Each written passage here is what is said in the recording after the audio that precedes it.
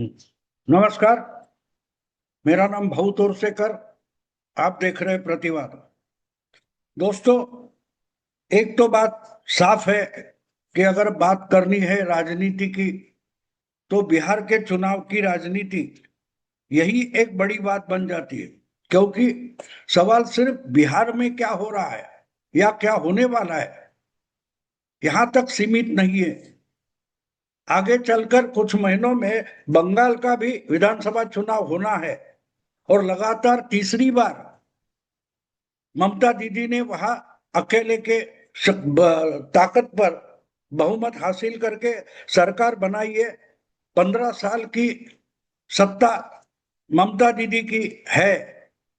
तो मेरी एक बात समझ में नहीं आती, जो बार बार 20 साल 15 साल की नीतीश कुमार और बीजेपी की एंटी इनकम्बेंसी के बारे में बात करते हैं, वही लोग 15 साल की ममता दीदी के एंटी इनकम्बेंसी पर क्यों नहीं बात करते? क्योंकि वो बायस होते हैं, पक्षपाती होते हैं।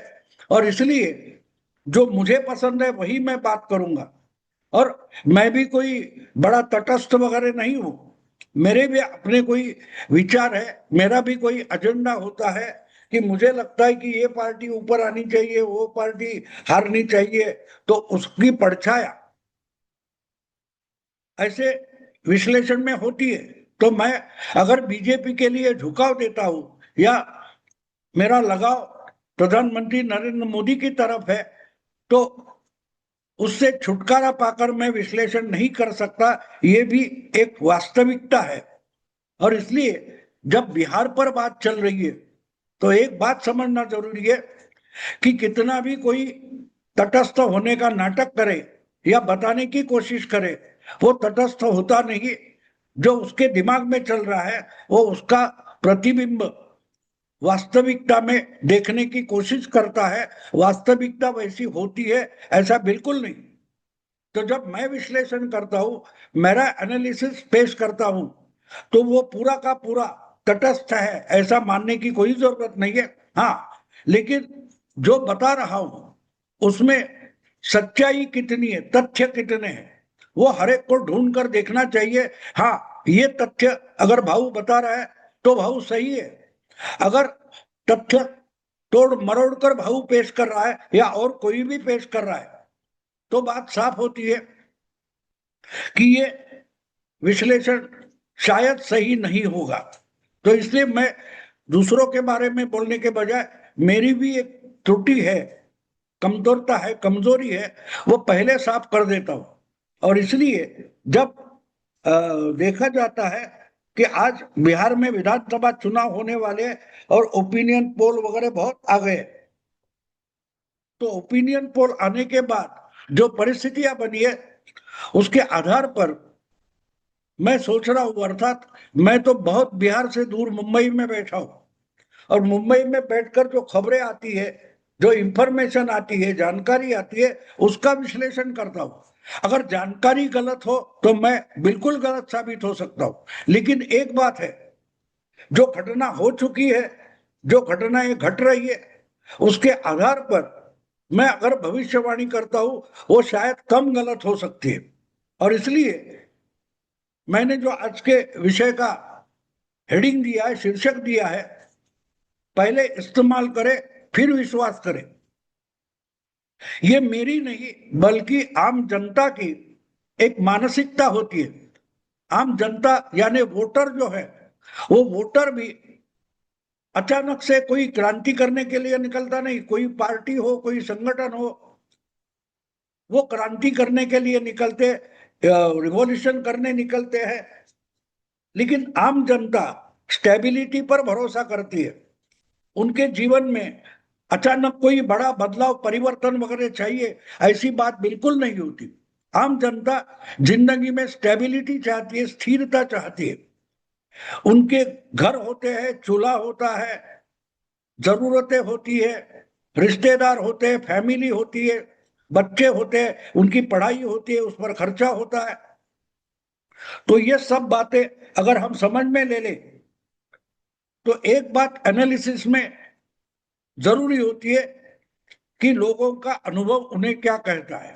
लोग कितना जुआ खेल सकते हैं, कितना रिस्क ले सकते हैं। लेकिन एक बात होती है, कभी कभी एकदम बड़ा बदलाव आ जाता है। हमने 2014 में देखा, एकदम बड़ा बदलाव आ गया। पूरे देश में 8 चुनाव के बाद एक पार्टी को, नरेंद्र मोदी नाम के एक नेता को 8 चुनाव के बाद पहली बार पूरा बहुमत मिल गया। वरना गठबंधन हो या सिंगल पार्टी हो, उनको भी उसके पहले के 7 चुनाव में वोटर ने कभी भी मेजॉरिटी नहीं दी थी, बहुमत नहीं दिया था। तो ये मोदी की पॉपुलैरिटी माना गया। लेकिन सिर्फ एक नेता की पॉपुलैरिटी काम नहीं करती, उसके साथ साथ और बहुत सारे घटक होते हैं। अब देखो कि मनमोहन सिंह की यूपीए सरकार थी, सोनिया गांधी मनमोहन सिंह की सरकार थी। उन्होंने खुद को इतना बदनाम किया था, इतना बदनाम किया था कि लोग उनको हराना चाहते थे। और जब लोग हराना चाहते हैं तो सामने वाला कौन होता है, इस तथ्य पर लोग कम ध्यान देते हैं। बस इनको इनको निकालना है, इनको बाहर करना है, और इनको बाहर करने वाला जो भी कोई होगा हम उनको वोट देंगे। जैसे मुस्लिम वोट बैंक कैसा बोला जाता है, सबसे बड़ी अगर वोट बैंक हमारे देश के राजनीति में है और चलती है तो वो मुस्लिम वोट बैंक बोलते हैं। उसके बाद दलित वोट बैंक भी हो सकती है, किसी कास्ट की जाति की वोट बैंक हो सकती है, लेकिन सबसे बड़ी वोट बैंक अगर कोई है तो वो मुस्लिम वोट बैंक है। और मुस्लिम वोट बैंक का एक टारगेट हमेशा होता है कि वो हिंदुओं के खिलाफ होते हैं, और इसलिए हिंदुत्व की राजनीति के खिलाफ होते हैं। और जो हिंदुत्व की राजनीति करने वाली बड़ी पार्टी है उसके खिलाफ, यानी बीजेपी के खिलाफ मुस्लिम वोट बैंक चलती है। तो उद्धव ठाकरे भले खुद को हिंदुत्ववादी बोलते हो, लेकिन बीजेपी के खिलाफ खड़े हो गए।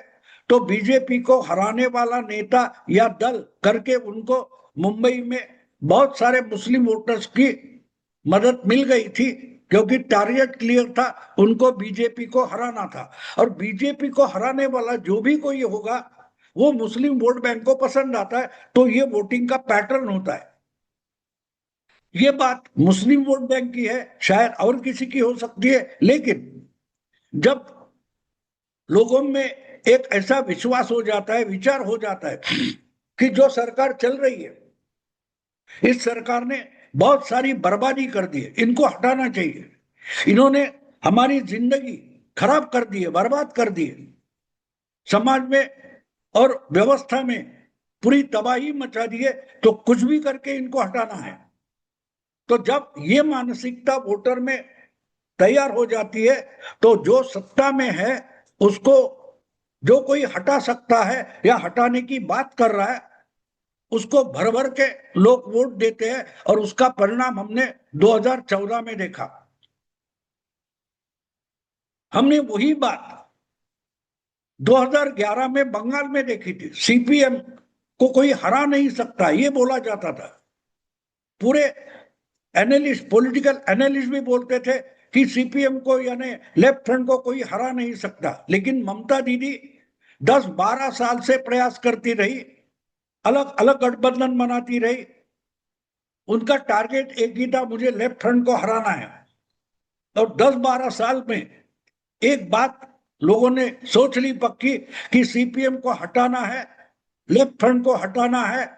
तो हटाने की इच्छा व्यक्त करने वाली अगर एक ही लीडर है जिसका नाम ममता दीदी है, तो हमको ममता दीदी के साथ खड़ा होना पड़ेगा। तो जो भी कोई लेफ्ट फ्रंट के खिलाफ था, वो मन से कांग्रेसी होगा, मन से बीजेपी आरएसएस का होगा, या मन से और किसी भी पार्टी का होगा, वो ममता दीदी के पीछे लामबंद होता गया और वो टीएमसी का वोटर बना।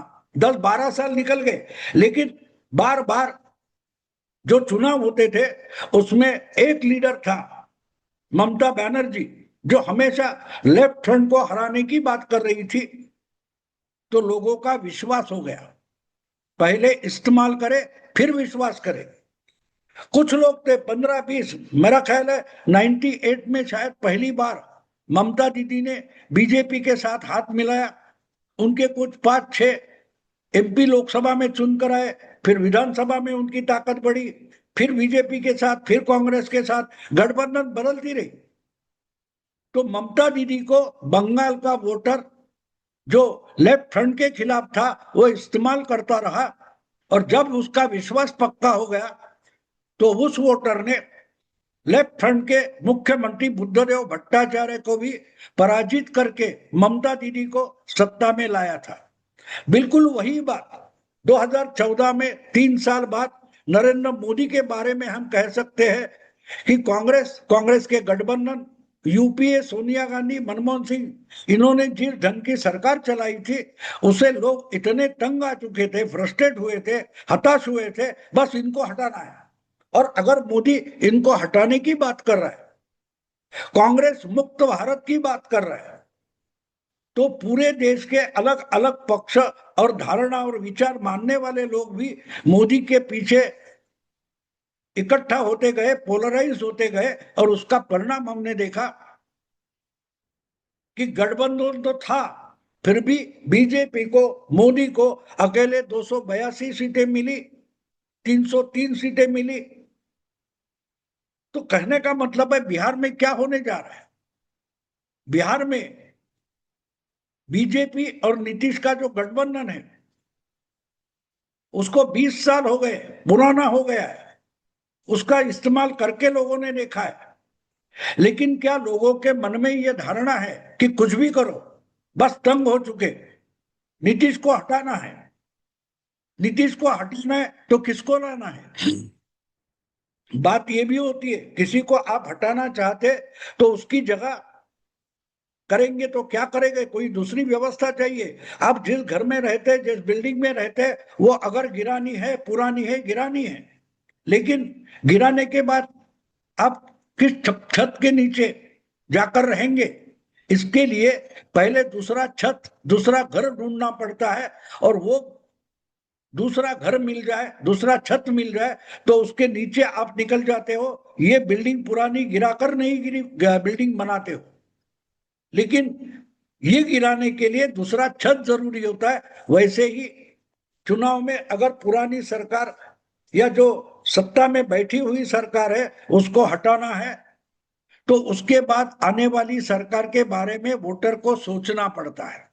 और जब वोटर को दिखाई देता है कि ये कोई भाऊ तोरसेकर है, ये कोई ओमकार चौधरी है, ये सरकार बना सकता है, इसके पास अच्छी पार्टी है, तगड़ी पार्टी है, संगठन कर सकती है, सरकार चला सकती है, निर्णय ले सकती है, तो वो उस पार्टी के पीछे गोलबंद हो जाते हैं, पोलराइज हो जाते हैं, और बड़ी ताकत से उसको सत्ता में लाकर बिठाते हैं। आज बिहार में जो कुछ हो रहा है, पिछले कुछ महीनों से हम देख रहे हैं कि राहुल गांधी वोट चोरी का आरोप कर रहे हैं, रोजगार का आरोप, रोजगार की मांग कर रहे हैं, नौकरी की मांग कर रहे हैं, पलायन रोको बोल रहे हैं, मांगे तो बहुत कर रहे हैं, लेकिन अगर आपके हाथ में सत्ता आ जाए तो क्या आप इसमें से कुछ भी मांग खुद पूरी करेंगे? इसका जवाब ना राहुल गांधी के पास है, ना तेजस्वी यादव के पास है। उल्टा बीजेपी या नीतीश की सरकार ने कुछ ना कुछ तो किया है, बहुत बुरा तो बिल्कुल नहीं किया है। तो ये सरकार हटानी क्यों है, ये वोटर सोचता है। ठीक है, 5 साल और इनको चांस देते हैं, और दूसरा कोई पर्याय अल्टरनेटिव आ जाए सामने तो फिर इनको हराते हैं, क्योंकि हमने पहले इस्तेमाल किया है। लालू को हटाने के लिए दो चुनाव बिहार के वोटर ने नीतीश और बीजेपी इनको इस्तेमाल करके देखा था। 98 में, 98 में पहली बार बीजेपी और नीतीश यानी जेडीयू की गठबंधन बन गई थी। तब से लेकर 2005 तक बार बार अच्छी ताकत बढ़ती गई, लेकिन सरकार नहीं बन पाई थी।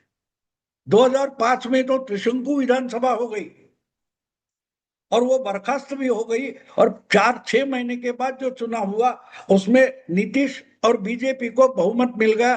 छोटा सा बहुमत था, लेकिन 5 साल जो सरकार चलाई उसके बाद इनको इतना तगड़ा बहुमत मिल गया कि 15 साल बिहार चलाने वाली लालू प्रसाद की पार्टी बिल्कुल सपड़ा साफ हो गई।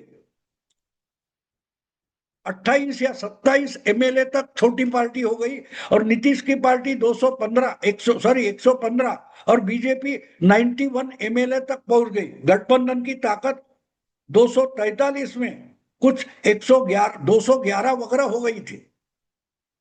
इसका कारण आपको समझना चाहिए, हमें विश्लेषण करते हुए, कि 15 साल हो गए, सरकार पुरानी हो गई, वो बदलनी चाहिए, ये वोटर की सोच नहीं होती। वोटर अगर किसी को हटाना चाहता है तो उसकी जगह किसको लाए, कौन आ सकता है, क्या काम कर सकता है, इसके बारे में सोचता है। और जो सोचता है इसके लिए थोड़ा एक्सपेरिमेंट करता है, प्रयोग करता है, पहले इस्तेमाल करता है, और अगर इस्तेमाल में ये चीज सही निकलती है तो फिर विश्वास करता है, और जब विश्वास होता है तब सरकार बनती है। अगर राहुल गांधी और तेजस्वी यादव या इंडी गठबंधन, कांग्रेस का गठबंधन, चुनाव के पहले सीट के बंटवारे में एक दूसरे पर भरोसा नहीं कर रहा है, एक दूसरे के गले काटने की कोशिश कर रहा है, एक दूसरे को चुनाव के पहले ही दगाबाजी करने की कोशिश कर रहा है, तो ये आगे चलकर एक गठबंधन, एक जान होकर सरकार कैसे चलाएंगे? ये तो सरकार नाम की चीज, व्यवस्था बर्बाद कर देंगे। इसलिए इन पर लोग विश्वास नहीं कर रहे। अगर नीतीश को, बीजेपी को हटाना है तो उनसे अच्छा कोई अल्टरनेटिव पर्याय लोगों के सामने होता है तो जरूर 15 साल के बाद, 20 साल के बाद उनको वोटर हरा सकता है। लेकिन आज वो पॉसिबल नहीं दिखता, क्योंकि वोटर की मेंटालिटी इंपॉर्टेंट होती है, ना कि हमारा विश्लेषण या कोई ओपिनियन पोल। दिमाग, लोग कैसे सोचते हैं, वोटर कैसे सोचता है। तो मुझे लगता है कि वोटर बदलाव की साइड में नहीं है, परिवर्तन के साइड में नहीं है। वो भले नीतीश बीजेपी से खुश नहीं होंगे, लेकिन दुखी वो तो नहीं है, और इतने गुस्से में भी नहीं है कि बस इनको हटाना है। इसलिए जिनका अच्छा इस्तेमाल हुआ है उन पर ही लोग विश्वास करेंगे। दोस्तों, यही रुकता हूं। अगर वीडियो पसंद है तो लाइक कीजिए, शेयर कीजिए और प्रतिवाद को सब्सक्राइब कीजिए। नमस्कार।